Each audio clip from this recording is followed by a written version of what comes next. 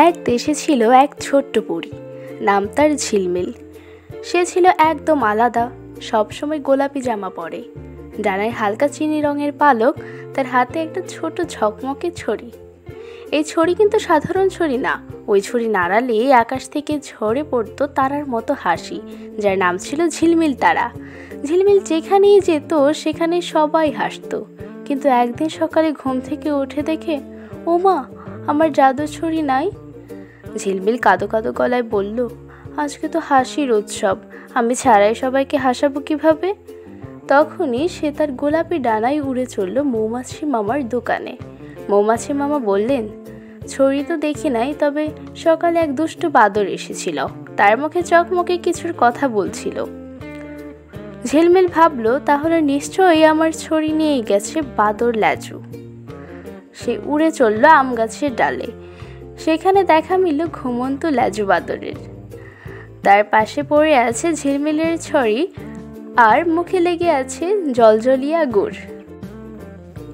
ঝিলমিল বলল, ল্যাজু ভাই, ছড়ি ফিরিয়ে দাও, তুমি না বুঝে নিয়ে গেছো জানি, কিন্তু আজ সবার মুখে হাসি না ফোটালে তো রানীর অভিশাপ লেগে যাবে।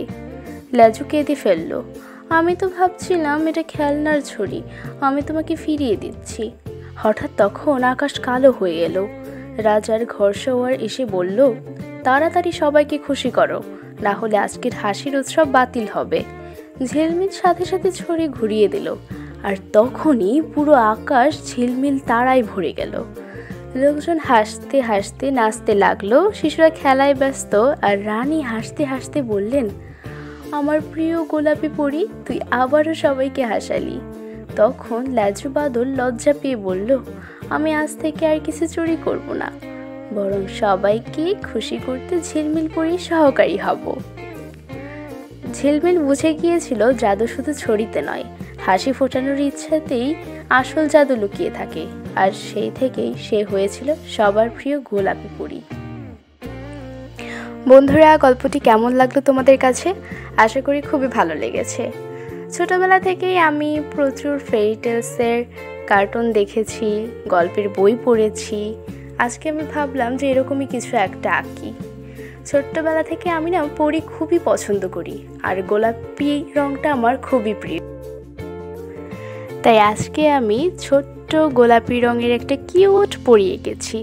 এটা দেখে তোমরা ড্রয়িং করতে পারো। আমি তোমাদের স্টেপ বাই স্টেপ বোঝানোর চেষ্টা করেছি, আশা করি তোমরাও এটা খুবই সুন্দর করে আঁকতে পারবে। তোমরা এরকম সুন্দর সুন্দর ড্রয়িং আর মজার মজার গল্প পেতে আমার চ্যানেলটিকে সাবস্ক্রাইব করো এবং পাশে থাকা বেল আইকনটি ক্লিক করে দাও।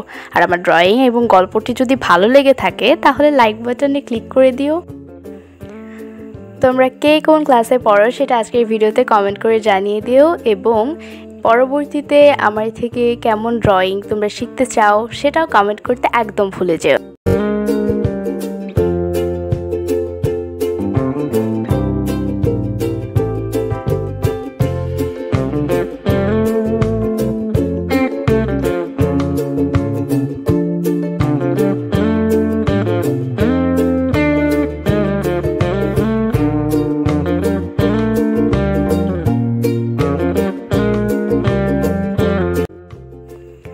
সবাই ভালো থাকবে, সুস্থ থাকবে। আবার সুন্দর সুন্দর ড্রয়িং এবং মজার মজার গল্প নিয়ে আমি চলে আসবো। Bye bye.